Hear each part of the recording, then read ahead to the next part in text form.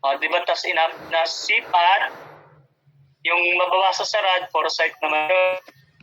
Ganyan sa differential leveling, di ba ga? Ano pa yung naman sa profile level, alin yung natawag na foresights, intermediate foresights. So yung intermediate foresights naman ay mga foresights na nasa, hindi siya pwedeng tawagin na foresights ha. Pag mga foresights na nasa pagitan ng transit at saka nung rad, na kung saan inakuno ng foresights, ang tawag sa kanya ay intermediate foresights. So ang intermediate foresights ay nagkakaroon lamang ng inatawag natin na intermediate foresights kung nakikita natin na yung ground ng transit at saka yung rad na inakuno ng foresights ay hindi naiintindihan. Parang ganito, kung mapapansin ninyo, area transit, ito yung position ng nakuno ng foresight. Ground surface sa pagitan nila ay hindi.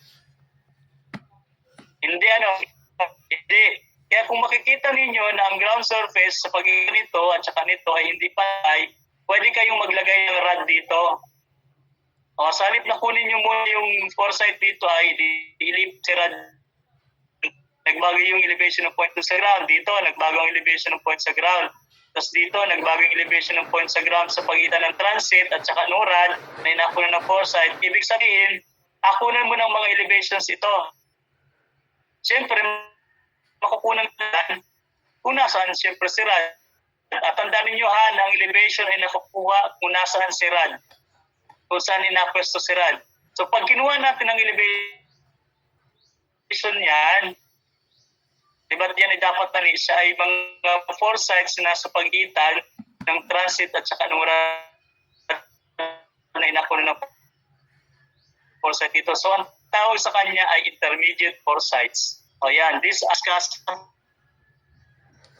pagitan nito at saka nito, ibig sabihin yung ground surface sa pagitan nila ay hindi pantay. Naintindihan?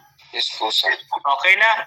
So inalagay lamang ang intermediate foresights ay pag nakikita niyo yung ground surface ay hindi pantay ha. Ibig sabihin ay required na kunan ng elevation yung mga point kung saan siya nakapwesto. Pero kung halimbawa ganyan, halimbawa yung transit, tas ito yung ground surface, tas di ba may foresight dito?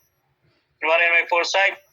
So no need ka nang maglagay ng mga intermediate foresights dito ha, or intermediate points na kunin mo ng intermediate foresights. Kasi kung ano yung makukuha mo sa intermediate foresight, yun din baga yung magiging data ng foresight mo. Yun din yun. Ibig sabihin ay kung halimbawa kumuha ka nito, yun din baga sukat nito ay yun din ang sukat nito, yun din ang sukat nito, yun din ang sukat niyan. Tama? Yes po, sir. So no need na ha. Pag ang ground surface sa pagitan ng transit at saka ng rad na inakunan mo ng foresight ay pantay, no need mo nang kunin yan. Hindi ka na pwede, kahit hindi ka na maglagay ng intermediate foresight dyan o ng rad. Kasi nga, pare-paras din lamang sila. Ibig sabihin, pare-paras ng elevation yun, yung makukuha mo dito. Pero kung halimbawa ganiri sa nauna, sa nauna, hindi nga siya pantay dyan, o di kaya na kailangan mo magkuha ng intermediate foresight. At yung mga intermediate foresights na yun, ay kung nasaan nakapwesto si rad. At si rad naman ay apwesto ninyo dun sa nakikita ninyo nagabago yung elevation or yung ground surface. Okay na yan ha? Yun yung ibig sabihin ng intermediate foresights ha? May question? Nasusundan pa? Yes po, sir. Okay na. O di halimbawa di yun na, kunwari nagkaroon na talaga kita ng intermediate foresights. Ang sunod na gawin din ha, kunin muna yung intermediate foresight na ere, abasahin.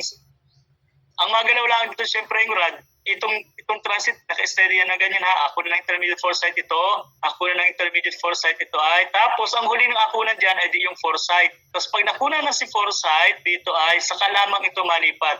Lipat. Transit dyan ay, tapos anong sunod na gawin pag nakuna ng foresight ito ay, anong kasunod? Diba't nilipat na si transit din ito hindi pa maalis dyan. Anong kasunod na kunin? Backside. Backside siya. Backside. Tapos, kung halimbawang hindi uli nagpantay, tapos pag nakuna na siya ng backside, lipat si transit, kunwari dito ay, basta ang agawin ninyo ha, si transit tuloy si rad. lipat, basta si rad ay apesto ninyo si rad ha dun sa point na nakikita ninyo nagabago yung ground surface, yung elevation. Pero kung halimbawa siya ay pantay, so hindi doon ilagay si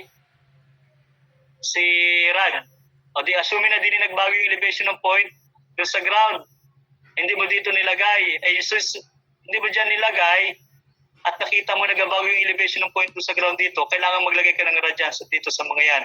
O, pero doon mo nakita sa paglipat ni rad doon din sa position area. So kung nilipat si rad mula sa position nito, di basahin, foresight. Kasi dito mo nilagay yung rad ay. Pero nakita mo na yung ground surface sa pagitan nito hindi pantay. Kung dyan mo na inassume yung foresights mo, so kailangan mo maglagay ng rad dito ay. Nasusundan pa ako?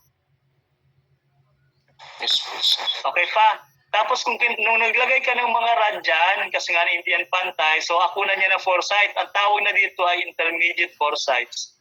O intermediate foresights na yan.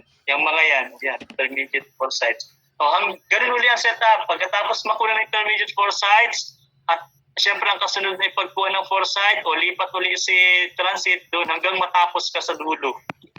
O ganun yung